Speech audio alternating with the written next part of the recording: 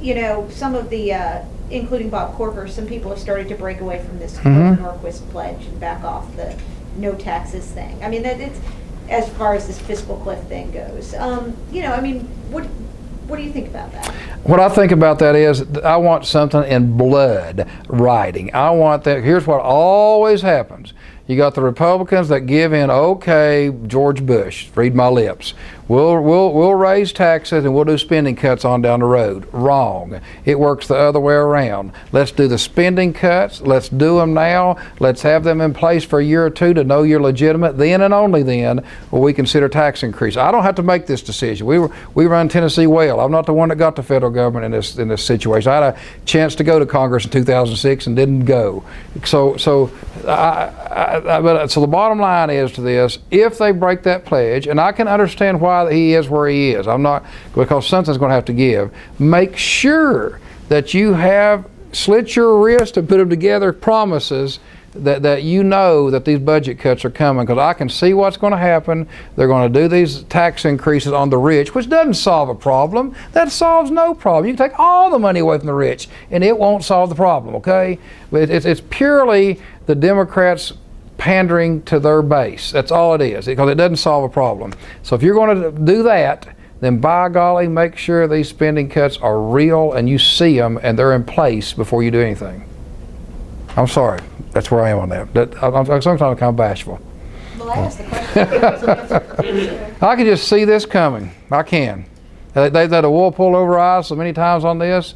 Okay, we'll increase. We'll do some spending cuts down the road. Oh, I forgot about those spending cuts.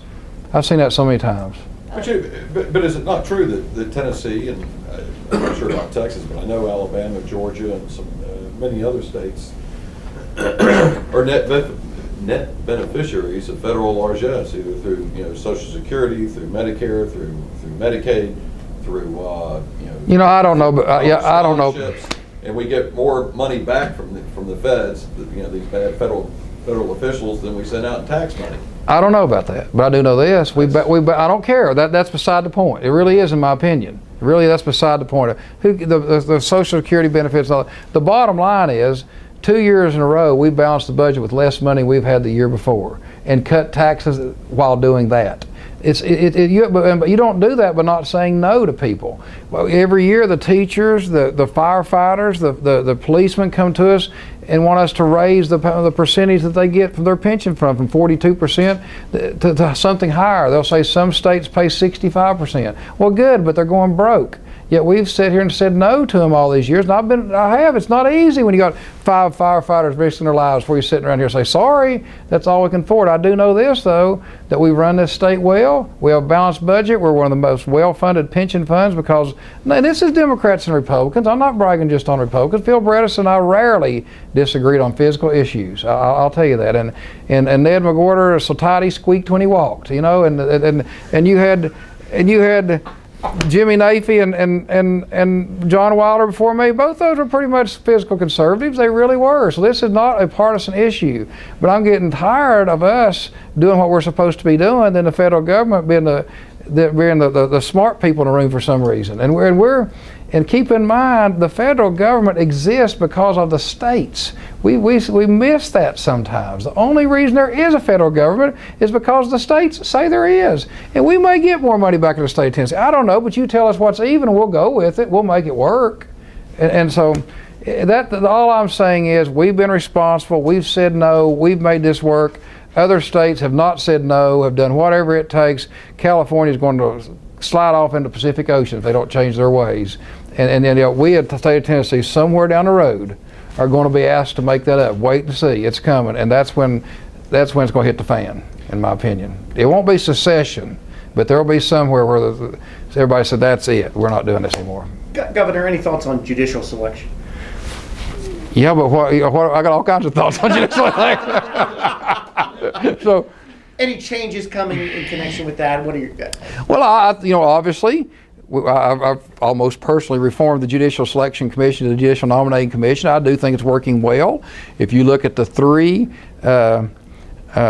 judges that just came out of the last panel to go to the appeals court, They are all three conservatives. They all three happen to be Republican. That wouldn't have happened just a few years ago if we hadn't reformed the Judicial Selection Commission that was, in my opinion, practically inbred and had a self-perpetuating type committee to one now that I think is fair.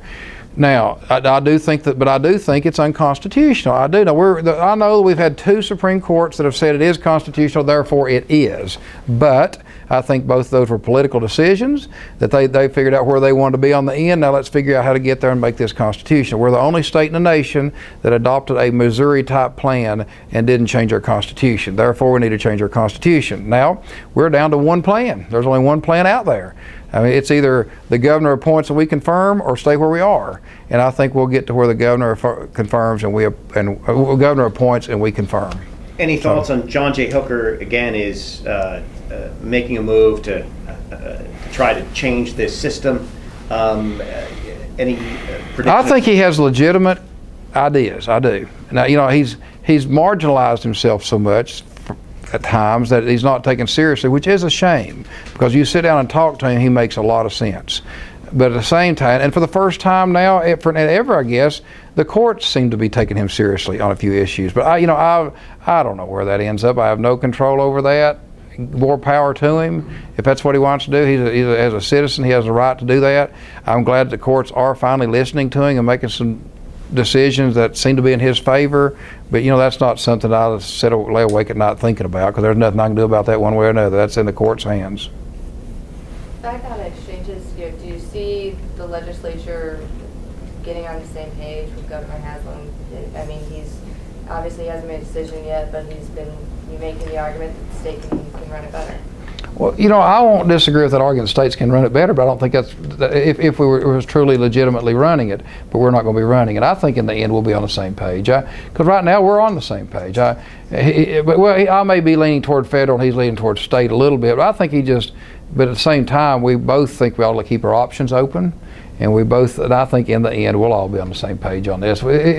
He just being very pragmatic, which is his job to do. And as he said, making sure that we make the best decision for the state of Tennessee. And we don't have the facts before us right now. They aren't. There's no facts before us. And so I think we'll be on the same page when it's over. Well, it sounds like there are a lot of very strong voices against a state exchange. And with the governor at least leading one way at this point, I mean, it looks like they're, as you said last week, that this can be something that dominates much of the legislation.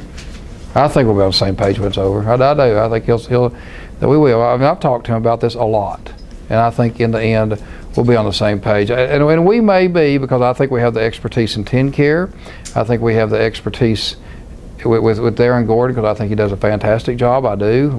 You don't have single-digit growth in TennCare while other states are having 12 and 14% if you don't know what you're doing and holding down costs. So we probably have the ability to run a state-run exchange in one of the few states that does.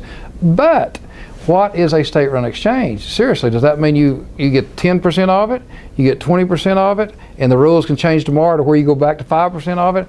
Until we get those answers, we can't make a decision. So you do keep kicking a ball down the road, because they're doing the same thing.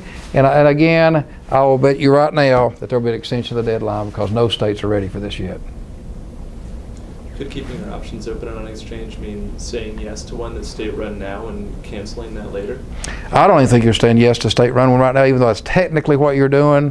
Because if you say the feds, you can't go back. If you say we're not going federal right now, it's going to be state. But I just don't think we end up with state-run exchanges in the end. If I'm correct, most states have already made this decision. There are only a handful of states that haven't made the decision yet. I think some of those are political decisions. It's easy to say right now, to throw your hands up and say we're going with federal decision. That's a very, very easy decision, both politically and pragmatically, I guess is how you'd say it. But is that the right decision? Who knows? Who knows? So why not keep your options open when you end up at the same place anyway? Because, you're right. If we'd say we're going to the federal exchange, this wouldn't be a subject in here we're talking about today. It's over. But at the same time, you always want to make sure you're making the right choice. And I think in the end we will. And I think in the end we'll be with the governor. All right. Thank you all. That means we're over, I guess. One more question, like Columbo, I mean, nobody remembers Columbo, do they? Thank you, sir. I appreciate it. There's always that one more thing. right? The Cody used to